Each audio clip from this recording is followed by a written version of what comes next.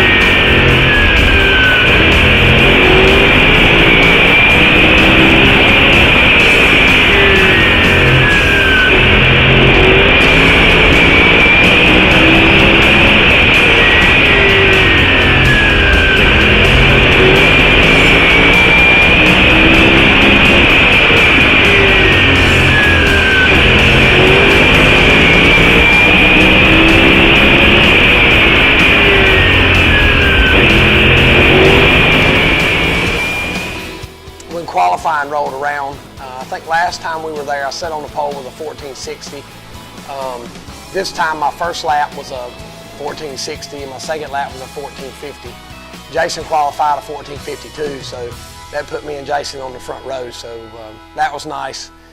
It was pretty cool. They had a costume contest for the kids. A lot of the kids were dressed up. They asked all the drivers to bring a bowl of candy, so they had almost like a trick-or-treat autograph session for the fans. They came down and they gave out bags for the kids to get all the candy and everything. So it was a pretty neat deal. It was very relaxed. It was a lot of fun. But they've got a wheel that you spin, and it either says straight up, or I think 3, 5, 6, maybe even 4. I'm not sure how many numbers are on the wheel. But what they do is the guy that sits on the pole will spin that wheel to let you know how you're going to start for that race. And I took Slate over and he spun the wheel and he spun and it landed on straight up. So what that means is we were going to start exactly the way we qualified. We got racing, and the one thing about these Madhouse races that puts a twist on it, it makes it a little bit complicated sometimes, is they let some of the SK type modifieds race with us. And a lot of those guys are under budgeted. Some of them don't even have radios and spotters. So I guess they're not aware when the leader comes up to lap them.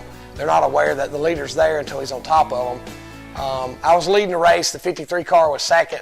And as I approach, I don't know the guy's name, is a red number 15.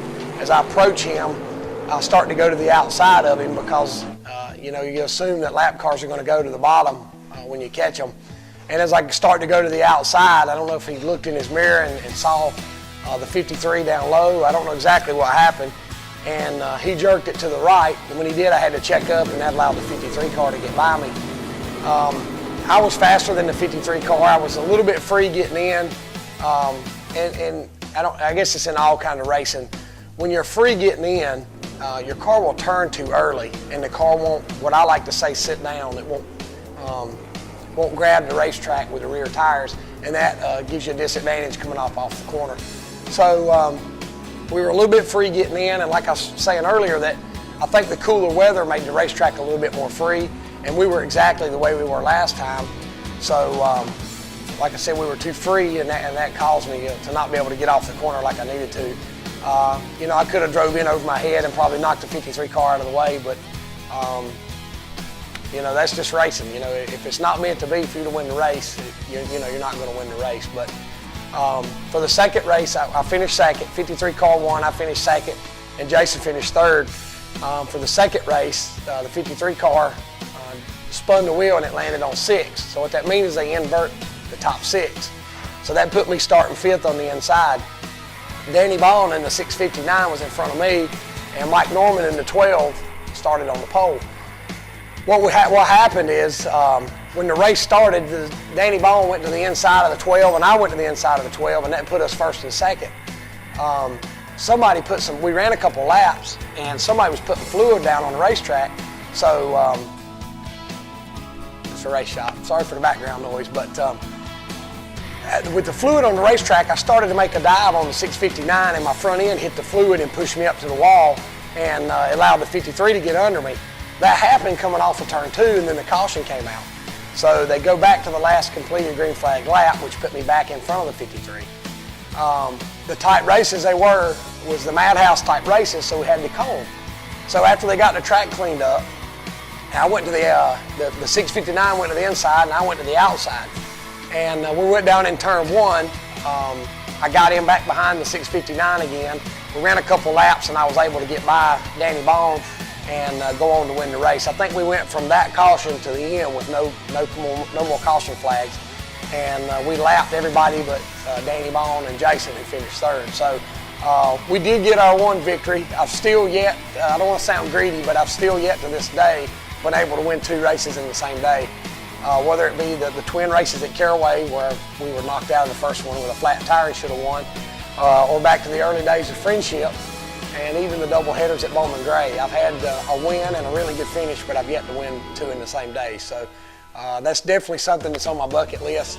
So we'll see how that goes coming up the next season at Bowman Gray Stadium. But it was a really good day. Like I said, it would be hard for me to complain about a pole, a second, and a first. I love Ace. I love going to the racetrack. You know, I had several people ask me if I thought about what had happened in the super modified, and the only time I thought about it is when I looked to see where they repaired the fence and straightened some of the billboards back out where I tried to take the place out. But it was a really good weekend. Like I said, we were second and first with a pole. Jason was qualified second and had a third and a third. It was cool to see all the kids. One thing I forgot to mention is the top 3 qualifiers for the modified race and for the sportsman race they had.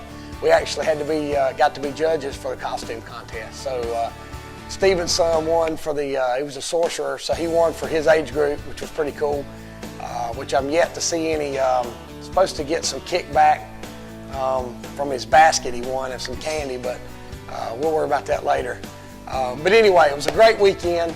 This weekend coming up, the annual North-South Shootout.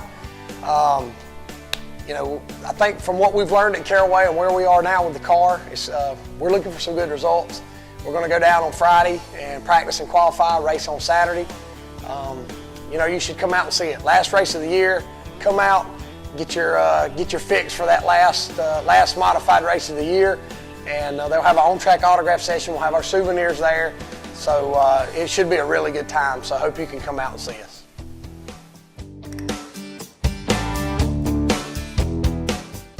I want to take this opportunity to thank Patterson's Brand Hot Dog Chili and Boss Distributing Company for their support of my racing over the past 2 years.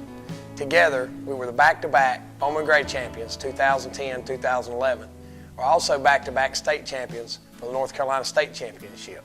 In 2010, we accomplished the NASCAR Well and Southern Modified Tour Championship as well. Unfortunately, Patterson's Brand Hot Dog Chili can't be with us next year. Therefore, this is a great opportunity for your company to partner up with Burt Myers Racing in 2012.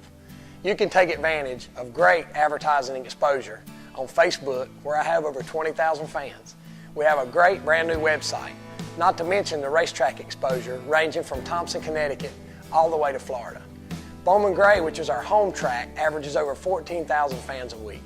So if you're interested in partnering up with Burt Myers Racing in 2012, please contact me at racerace@live.com. Thanks.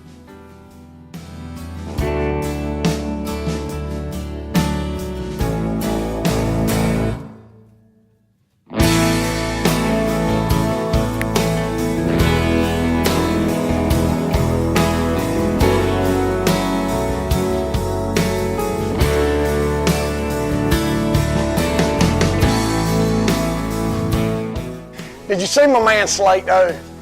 When he walked, and he's got the flag and he's got his hand on the trophy, like, oh yeah. And everybody's click, click, click, and he's going, Yeah. That's my boy. Train him right. Yeah. This past weekend, excuse me, jumped up on me quick, didn't it? Sorry.